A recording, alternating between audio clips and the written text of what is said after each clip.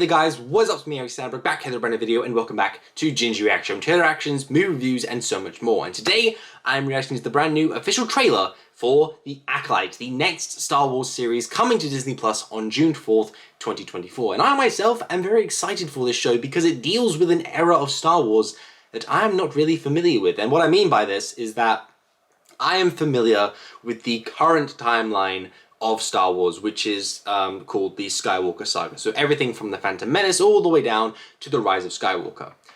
The Acolyte takes place, I believe, around 100, 200 years before the events of the Phantom Menace.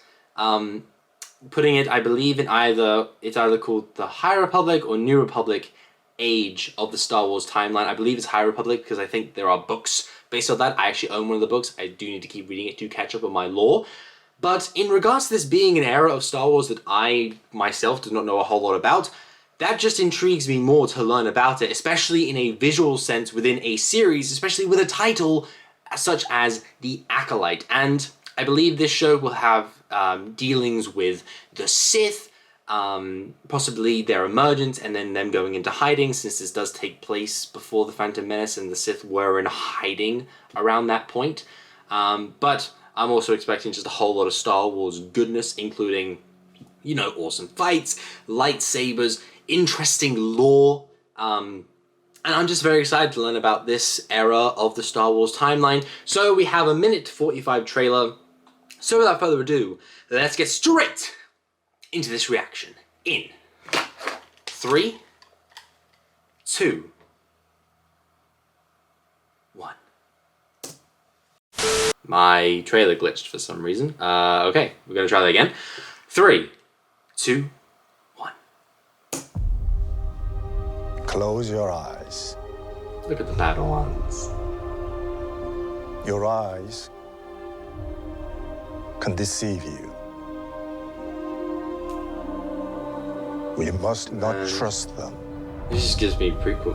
Ooh. Nice. Tell me worldbuilding. what comes into your mind. This just, oh man, I'm getting flashbacks to the prequels with this. Just has that feel to it. Oh, I love it. Life. Balance. I see fire. Oh, that's never a good sign. Is that Elizabeth Moss? No, that's not her name. Oh my gosh, it's Trinity. No, we should pull out the Trinity. Whoa, that's Trinity. Someone is killing Jedi. Yellow lightsaber! Oh, yes. Ooh. What happened? Hey! Darkness. This is the guy from Squid Game. Oh my gosh. Oh! An age of light. Darkness rises. Dang. This isn't about good or bad. This is about power and who is allowed to use it. What is that? Oh! Oh, hell yeah. One of you did that! One Sith against all them Jedi did that! Oh, this looks brilliant. Oh, I'm so much more intrigued by the... Okay, so... first of all, just this setting of all the Padawans, like, here, just, like, you know, because it's set before all the events that transpire with all the 66 and that, you just can't help but, like, remember just, you know, like, the Padawan training scenes from the prequels. But then we have... I also read about this, too, like, because, like, I mentioned, like, the world-building, and I read something today that said they didn't use the volume, which, if you guys don't know what the volume is, it's like this giant screen, the circular screen, where you can like project places onto it, and they use it for The Mandalorian and all the other Disney Plus shows.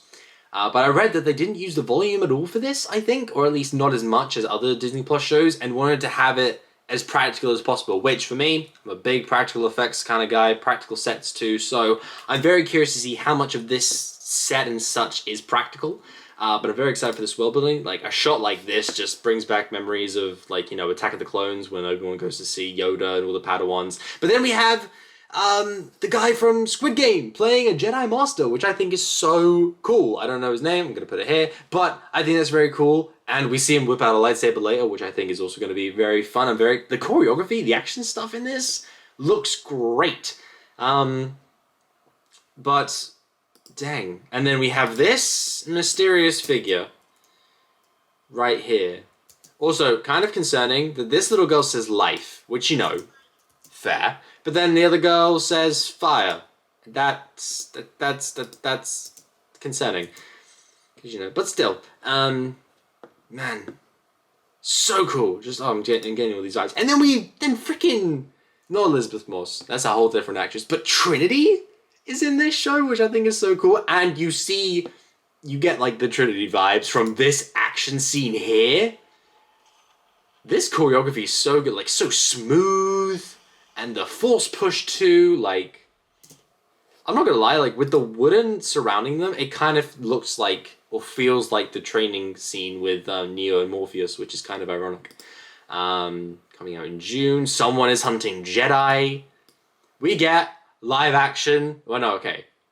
I forgot that Rey has a yellow lightsaber at the end of The Rise of Skywalker, but more yellow lightsabers, which is so cool. Because we see this Jedi here whipping out a yellow lightsaber, which I think is very cool. Like, that's a great shot. All these Jedi just standing here looking out over this forest setting. Again, very excited for the world building here.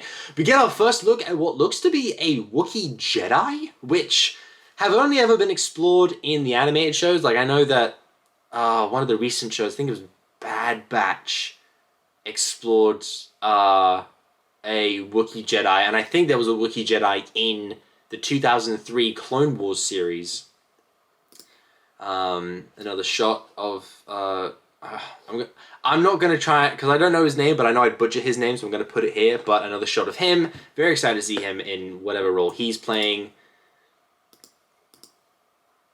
This fight scene too is also like just the dude literally catches her foot. That's just cinematography of the action already is very intriguing to me. An age of light and darkness will rise. That obviously most likely referring to the Sith. But this character here, very intriguing. She looks to have a lot of followers of some kind. An ice planet with a ship just crashing, but it looks to be a very important location. A shot of this character here, looking at someone very reminiscent of when Rey went to go and see Luke at the end of The Force Awakens. So I'm wondering who this character here could be. I guess we'll find out eventually. But then we get this great ending where a red lightsaber comes flipping out, and I believe this is the same lightsaber that's on the poster. I'm not too sure, but like, you know, red blade and all. And then all of these Jedi just getting ready with all their lightsabers, like green and yellow and one blue, which I think is cool. Nice to have yellow being a dominant lightsaber color over blue, because, you know, you got greens as well, but like, nice to see some yellow representation for the yellow lightsaber. I love that. And then it looks like this one Jedi, this one Sith, just obliterates every single Jedi with one force push. That's insane. And you can probably tell that it's one Jedi, because when you pause around here, you can see the one stream of a red lightsaber. And I'm wondering if this might be the figure that we saw in the clips earlier, or the figure that that both Trinity and the guy from Squid Game were fighting earlier on. But then we get the awesome title card with this very interesting ring logo with the O here. I wonder if that will have some sort of importance. But 2-episode premiere June 4th. Disney likes doing their 2-episode premieres, don't they? They just did it recently for the X-Men 97 show. But no, yeah, I'm hyped. This looks great. I'm very excited. I want more. I want another trailer. But no, overall, the action choreography from what we've just seen from these little clips looks great. Again, I'm very excited to explore this era of the Star Wars universe and the lore of it. I wonder if it does get picked up for a season 2, which hopefully it will, if it will do what Andor's doing, which is go from, like, start from one place, but then end so that way it connects to the film. So, like, with Andor, it's going to connect to Rogue One. I wonder if the season 2 is ever made for the Acolyte, it'll lead into the events of the Phantom Menace. That'd be a nice little thing, but I do know it takes place 100 years before, so, but you know, logistics and timelines and all that fun stuff that Star Wars just loves to do. But no, the Acolyte looks great. I'm very excited for it, and I cannot wait to watch the Acolyte, the first 2 episodes, in fact, when it premieres on June 4th. And that is my reaction. Thank you guys so much for watching. If you enjoyed it, make sure down below, hit the like button, subscribe to the channel, hit the bell to join the hashtag Nerd Notification Squad, and also follow me on TikTok right here, and stay tuned for tomorrow when I'll be reacting to the brand new trailer for Furiosa, a Mad Max saga. But until then, I'll see you guys in the next video. Peace!